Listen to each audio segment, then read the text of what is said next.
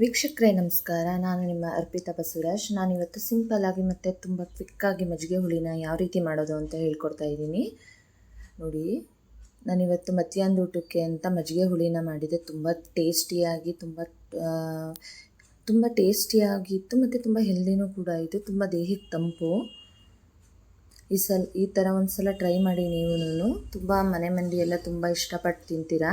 ಮೊದಲಿಗೆ ನಾನು ಒಂದು ಚಿಕ್ಕದು ಮಿಕ್ಸರ್ ಜಾರ್ನ ತೊಗೊಂಡಿದ್ದೀನಿ. ಅದಕ್ಕೆ 1-2 ಸ್ಪೂನ್ ತೆಂಗಿನಕಾಯಿ ಮತ್ತು 1 ಗೆಡ್ಡೆ ಬೆಳ್ಳುಳ್ಳಿ, ಒಂದು 5 ಹಸಿಮೆಣಸಿಕಾಯಿ ಮತ್ತು ಸ್ವಲ್ಪ ಕೊತ್ತಂಬರಿ ಸೊಪ್ಪು, ಒಂದು ಅರ್ಧ ಸ್ಪೂನ್ ಜೀರಿಗೆ, ಚಿಟಿಕೆ ಅರಶಿನ, ಸ್ವಲ್ಪ ಧನಿಯಾ ಪುಡಿ, ಒಂದು ಅರ್ಧ ಸ್ಪೂನ್ ಧನಿಯಾ ಪುಡಿ ಹಾಕೋಬೇಕು. ಇದನ್ನೆಲ್ಲ ಹಾಕ್ಕೊಂಡು ಸ್ವಲ್ಪ ನೀರು ಸೇರಿಸ್ಕೊಂಡು ತುಂಬ ಸಣ್ಣದಾಗಿ ರುಬ್ಕೋಬೇಕು. ಇದನ್ನು ನೋಡಿ, ನಾನು ರುಬ್ಕೊಂಡಿದ್ದೀನಿ, ಎಷ್ಟು ಸಣ್ಣದಾಗಿ ರುಬ್ಕೊಂಡಿದ್ದೀನಿ. ಇದನ್ನು ದಪ್ಪಗಾಗಿ ಎಲ್ಲ ರುಬ್ಕೊಳ್ಳೋಕೆ ಹೋಗಬಾರ್ದು.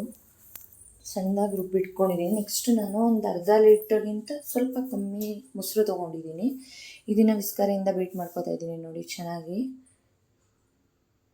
ನೋಡಿ ಬೀಟ್ ಮಾಡ್ಕೊಂಡಿದ್ದೀನಿ ಚೆನ್ನಾಗಿ. ಈ ರೀತಿ ಬೀಟ್ ಮಾಡ್ಕೊಂಡಾದ್ಮೇಲೆ ನಾನು ಇದಕ್ಕೆ ಒಂದು ಅರ್ಧ ಲೀಟ್ರಷ್ಟು ನೀರನ್ನ ಸೇರಿಸಿದ್ದೀನಿ. ನೋಡಿ, ಅರ್ಧ ಲೀಟ್ರ್ ನೀರು ಸೇರಿಸಿದ್ದೀನಿ. ನಾನು ಇಷ್ಟು ತೆಳುವಾಗಿ ಮಾಡ್ಕೊಂಡಿದ್ದೀನಿ ನನ್ನ ಮಜ್ಜಿಗೆನ. ನಂತರ ಇನ್ನೊಂದು ಕಡೆ ಒಂದು ಪಾತ್ರೆನ ಇಟ್ಟು, ಪಾತ್ರೆ ಬಿಸಿ ಆದಮೇಲೆ 1-2 ಸ್ಪೂನ್ ಎಣ್ಣೆ ಹಾಕೋಬೇಕು. ಎಣ್ಣೆ ಎಲ್ಲ ಜಾಸ್ತಿ ಹಾಕೊಳ್ಳೋಕೆ ಹೋಗ್ಬಾರ್ದು ಈ ಸಾಂಬಾರಿಗೆ. ಎಣ್ಣೆ ಬಿಸಿ ಆದಮೇಲೆ ಒಂದು ಅರ್ಧ ಸ್ಪೂನ್ ಸಾಸಿವೆ ಹಾಕ್ಕೋಬೇಕು. ಸಾಸಿವೆ ಎಲ್ಲ ಚೆನ್ನಾಗಿ ಚಟಪಟ ಅಂತ ಸಿಡಿದ ಮೇಲೆ ಜಜ್ಜಿಟ್ಟಿರೋ ಬೆಳ್ಳುಳ್ಳಿ ಸ್ವಲ್ಪ ಫ್ರೈ ಆದಮೇಲೆ ಸ್ವಲ್ಪ ಕರಿಬೇವು,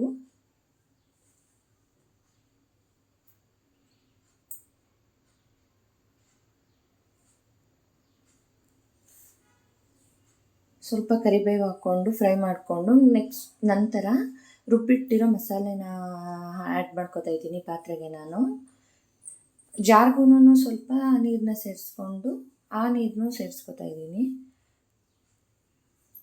ಎಲ್ಲನೂ ಮಿಕ್ಸ್ ಮಾಡ್ಕೋಬೇಕು ಚೆನ್ನಾಗಿ. ನೋಡಿ ಎಷ್ಟು ಚೆನ್ನಾಗಿ ಕಾಣಿಸ್ತಾ ಇದೆ ಹುಳಿ. ಇದು ಅನ್ನದ ಜೊತೆ ಮುದ್ದೆ ಜೊತೆ ಅಂತೂ ಹೇಳಿ ಮಾಡಿಸಿದ ಕಾಂಬಿನೇಷನ್ ಇದು ಸಾಂಬಾರು. ನೋಡಿ, ರುಚಿಗೆ ತಕ್ಕಷ್ಟು ಉಪ್ಪು ಎಲ್ಲನ ಹಾಕ್ಕೊಂಡು ಚೆನ್ನಾಗಿ ಬೇಯಿಸ್ಕೊತಾ ಇದ್ದೀನಿ. ಇವಾಗ ನಾನು ಲೋ ಫ್ಲೇಮಲ್ಲೇ ಬೇಯಿಸ್ಕೊತಾ ಇದ್ದೀನಿ. ಇದನ್ನು ಕಾಯಿ ಹಾಕಿರ್ತೀವಿ ಅಲ್ವಾ, ಕಾಯಿ ಎಲ್ಲನೂ ಜಾಸ್ತಿ ಹಾಕೋಕ್ಕೆ ಹೋಗ್ಬಾರ್ದು. ಇದಕ್ಕೆ ನಾನು ಹೇಳಿದಷ್ಟೇ 1 ಅಥವಾ 2 ಸ್ಪೂನ್ ಹಾಕೋಬೇಕಷ್ಟೇ. ನೆಕ್ಸ್ಟ್ ನೋಡಿ, ಇಲ್ಲಿ ಕುದೀತಾ ಇದೆ. ಇದಕ್ಕೆ ನಾವು ಸೌತೆಕಾಯಿ ಆಗಲಿ ಅಥವಾ ಸೋರೆಕಾಯಿ ಆಗಲಿ ಕಟ್ ಮಾಡಿ ಬೇಯಿಸ್ಕೊಂಡು ಬೇಕಾದ್ರೂ ಆ್ಯಡ್ ಮಾಡ್ಕೋಬೋದು. ಅದನ್ನು ಚೆನ್ನಾಗಿರುತ್ತೆ ಈ ಸಾಂಬಾರ್ಗೆ ಹಾಕ್ಕೊಂಡ್ರೆ. ಬೇಯಿಸ್ಕೊಂಡು ಈ ಹುಳಿ ಬೇಯಬೇಕಾದ್ರೇ ಅದನ್ನು ಆ್ಯಡ್ ಮಾಡಿಕೊಂಡ್ರೆ ತುಂಬ ಚೆನ್ನಾಗಿರುತ್ತೆ ಸಾಂಬಾರು ಕೂಡ. ನೋಡಿ, ಕುದೀತಾ ಇದೆ ಚೆನ್ನಾಗಿ. ಹಿಂಗೇ ಕುದಿಸ್ಕೋಬೇಕು. ಅದರಲ್ಲಿರೋ ನೀರಂಶ ಎಲ್ಲ, ತೆಳುವಂಶ ಎಲ್ಲ ಹೋಗಿ ಗಟ್ಟಿಯಾಗಬೇಕು ಅದು ಸಾಂಬಾರು. ಅಲ್ಲಿವರೆಗೂ ಕುದಿಸ್ಕೋಬೇಕು. ನೋಡಿ, ಕುದೀತಾ ಇದೆ ಈಗ ನೋಡಿ ಒಂದು ಸ್ವಲ್ಪ ಗಟ್ಟಿಯಾಗಿದೆ.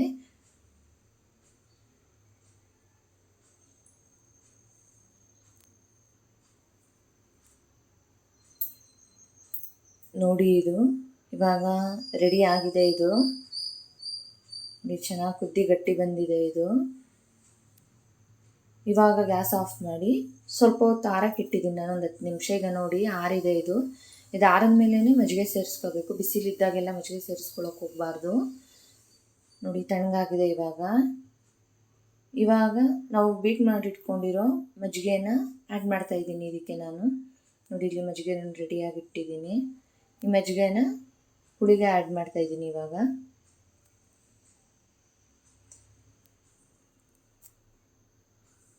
ನೋಡಿ, ಪೂರ್ತಿ ಮಜ್ಜಿಗೆನ ಆ್ಯಡ್ ಮಾಡಿದ್ದೀನಿ. ತುಂಬ ಟೇಸ್ಟಿಯಾಗಿರುತ್ತೆ ಮಾತ್ರ ಈ ಸಾಂಬಾರು. ನೀವು ಒಂದು ಸಲ ಟ್ರೈ ಮಾಡಿ ಮನೇಲಿ. ತುಂಬ ಇಷ್ಟಪಟ್ಟು ಊಟ ಮಾಡ್ತೀರಾ ಎಲ್ಲರೂ. ನೋಡಿ, ರೆಡಿಯಾಗಿದೆ ಸಾಂಬಾರು. ಇದು ಸೂಪರಾಗಿದೆ. ಇದು ದೇಹಕ್ಕೂ ತಂಪು ಕೂಡ. ಇನ್ನೂ ಯಾರು ನಮ್ಮ ಚಾನಲ್ಗೆ ಸಬ್ಸ್ಕ್ರೈಬ್ ಆಗಿಲ್ಲ, ಪ್ಲೀಸ್ ಸಬ್ಸ್ಕ್ರೈಬ್ ಆಗಿ. ಮತ್ತು ಈ ವಿಡಿಯೋ ಇಷ್ಟ ಆಗಿದ್ರೆ